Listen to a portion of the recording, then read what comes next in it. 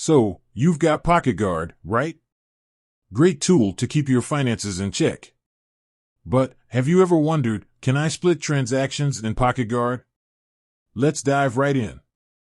Splitting transactions is a common practice, especially when you're sharing expenses with friends or family. It allows you to accurately categorize and track your spending.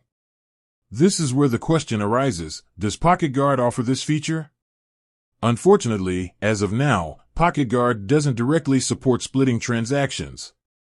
This means you can't manually divide a single transaction into multiple categories or assign portions to different accounts. Why is this a limitation? While PocketGuard is a powerful tool for budgeting and saving, the lack of transaction splitting can sometimes hinder its effectiveness. For instance, shared expenses. When dining out with friends or splitting a vacation cost, it can be challenging to accurately categorize and track individual expenses. Multiple categories. If a single purchase serves multiple purposes, e.g., buying groceries and household items, it can be difficult to categorize it correctly. Workarounds and tips. While PocketGuard doesn't have a built-in splitting feature, there are a few workarounds you can consider. Manual entry. Create separate transactions. Manually input each portion of the split transaction as a separate entry. Use descriptive notes. Add detailed notes to each transaction to clarify the split. Third-party apps.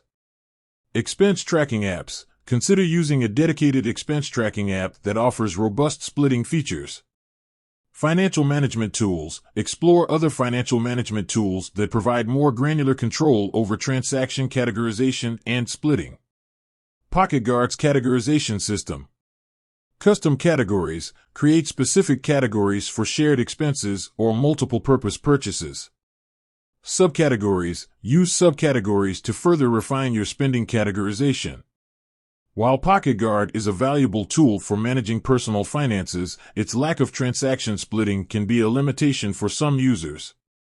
By understanding its capabilities and exploring alternative methods, you can still effectively track your spending and achieve your financial goals. With that said, thanks for watching, and until next time.